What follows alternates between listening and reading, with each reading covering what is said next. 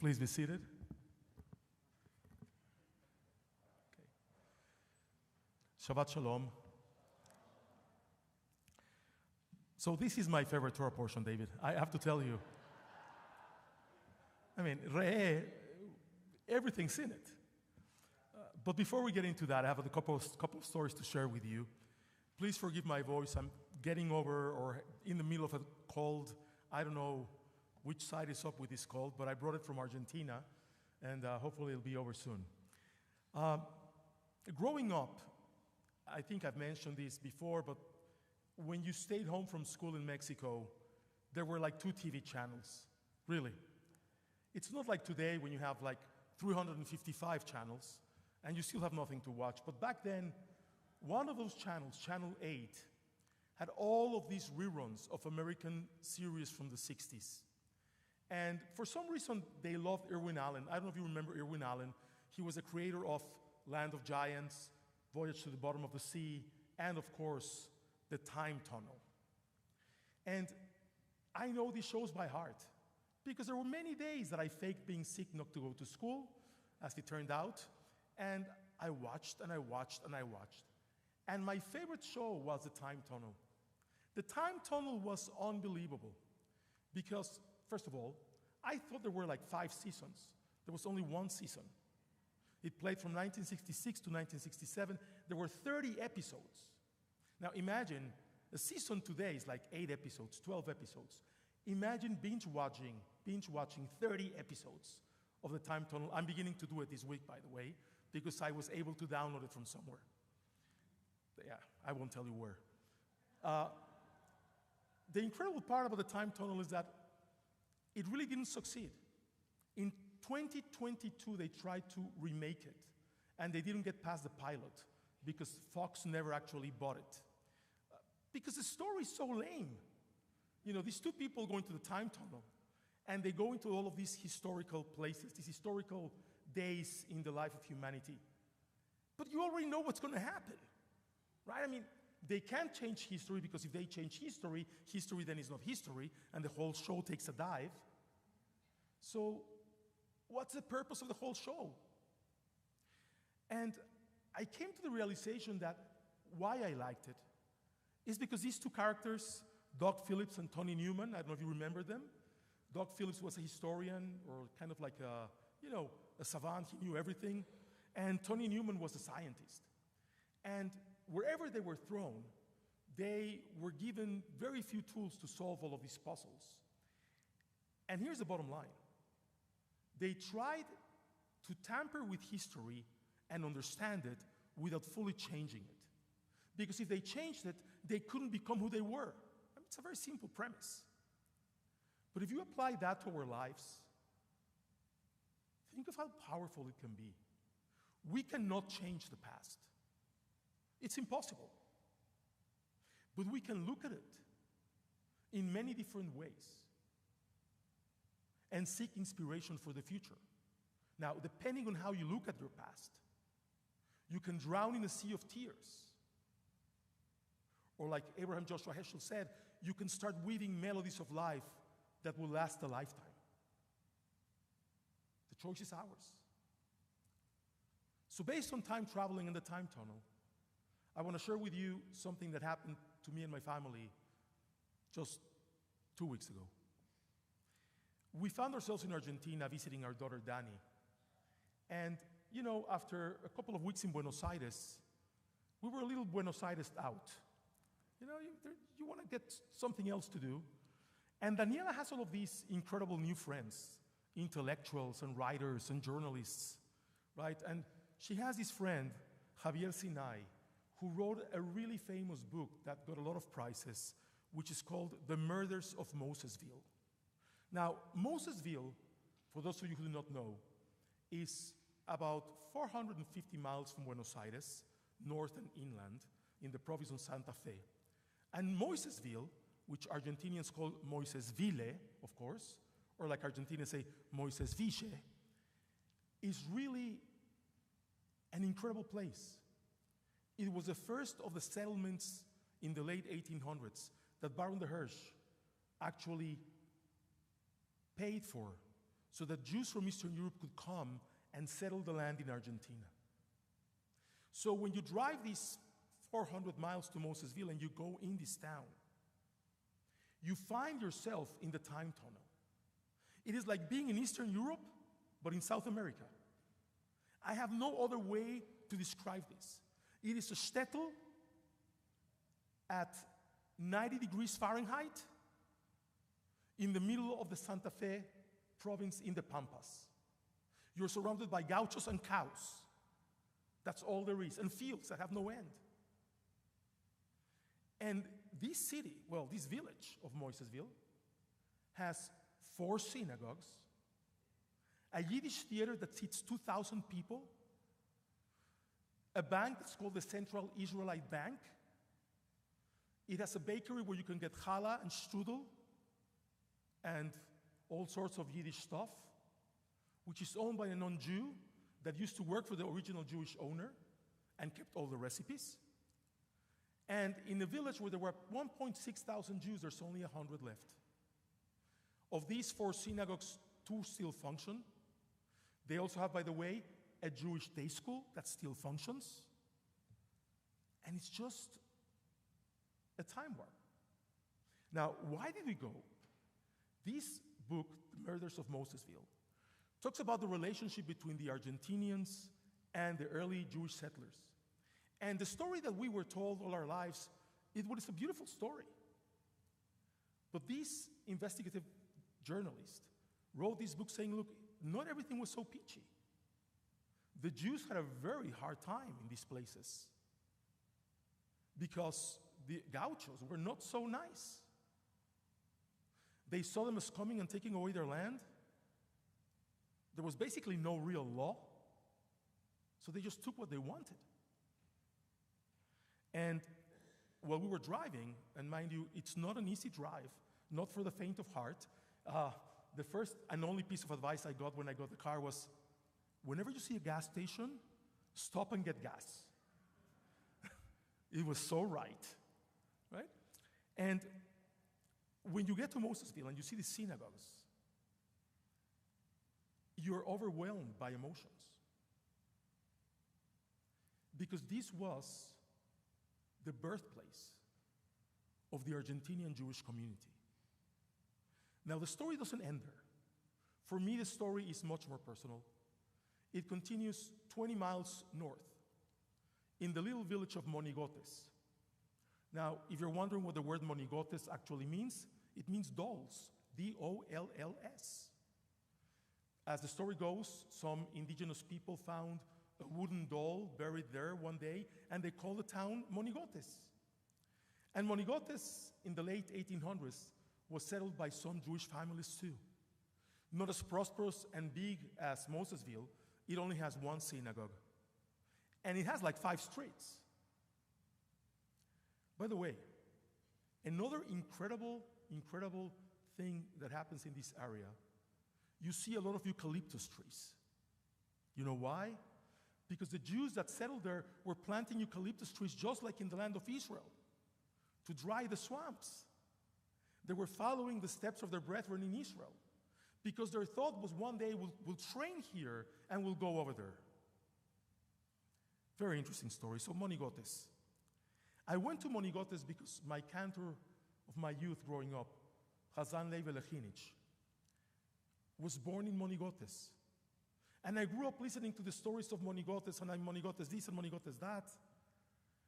And look, if I was already there, I had to go. And Daniela and Ariela were like, why are we going? Why are we going? So we went. We get to the city council building, which is like a hut, and we ask if we can visit the synagogue. They say, sure, here's the key. So we take the key, which, by the way, has the word synagogue completely misspelled in Spanish, and we go to the synagogue. We drive like 2 blocks, and we try to open the door, and we can't open the door. Then we realize we're trying to go in through the main door. They gave us a key to the side door, go into the side door, and again, the time tunnel continues. Because this is the synagogue where my cantor became a bar mitzvah. And now, you have to understand, I'm a strange bird. because my inspiration came from that community in the South. But I'm almost entirely a product of the North American Jewish community. But growing up in Mexico, every cantor, every rabbi came from Argentina. Every educator came from Argentina. And the genesis were these little agricultural villages. So it's a powerful story. As a matter of fact, that I'm standing here this morning has a lot to do with that little town of Monigotes. Because without the inspiration of my cantor and his influence on my life, I wouldn't be standing here. So I have a tremendous amount of gratitude, not only to him personally, but to that part of the world.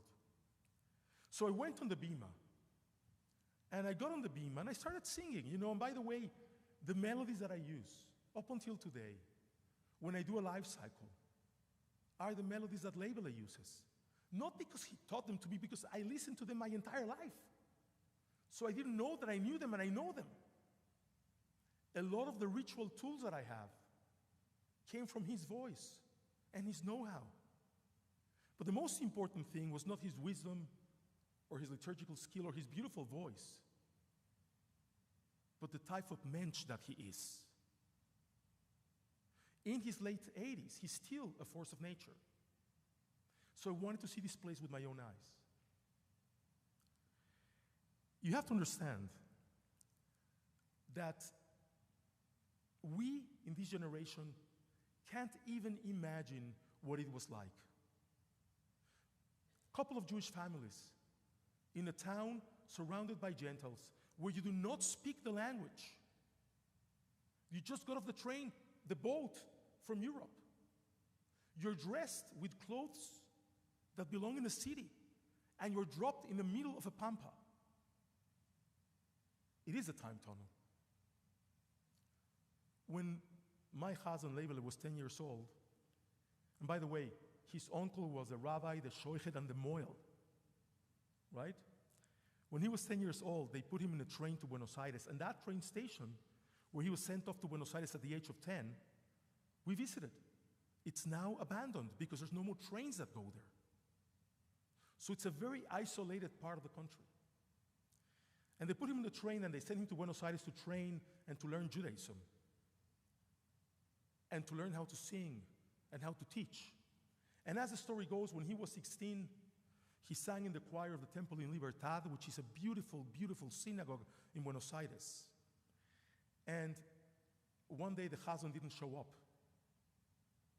And there was a couple of people from Mexico who were there for Shabbat, and he was asked to lead services. And one of the leaders of the Mexican Jewish community comes up to him and says, "What's your name?" So he tells him his name and says, "Hey, boy," he was 16, "would you like to come to Mexico to sing?" And his answer was, "Where is Mexico?" That's how far Argentina is from us. 10 hours by plane, guys. It's like going to Israel. So at 16, he went to Mexico without fear, imagine. And he literally built the conservative movement in Mexico from the ground up. My rabbi, Marcelo Riedner, had a lot to do with it later in life, and he's also an important force in my life. But I speak about him all the time, so I figured I had to say something about Leibele, at least once. And why did I choose today? That has a lot to do with Re'eh, David. Why Re'eh? Well, we are told, Re'eh, see, Anochi noten lifneichem hayom bracha u'klala. I said before you today, if you take the word today out of that line in the Torah, it still works, but nothing is superfluous. The word ayom is there, teaching us that every day we make a choice, that life is full of choices. And the choice is between being a blessing or not. God is not a puppet master. God doesn't decide whether we're going to be good or bad. God doesn't decide whether we're going to be learned or not.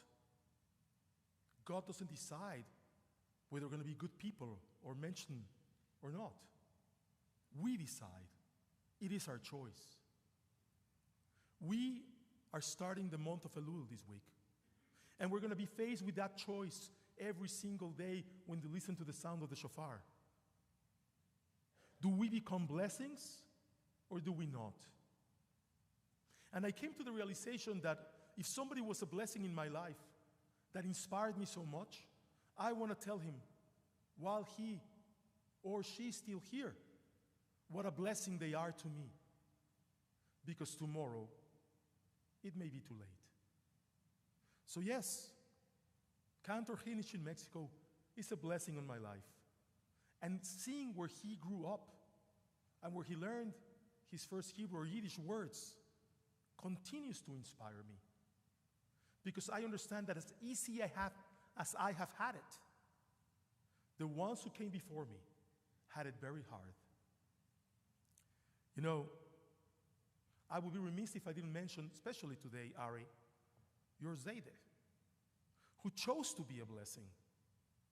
And I had the privilege of knowing him and working with him and understanding him.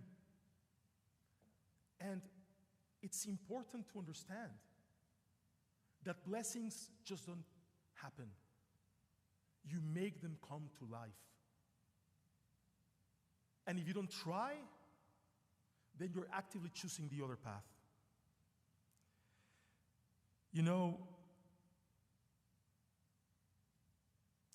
the most impressive thing about this town of Monigotes, beyond the synagogue, is the cemetery.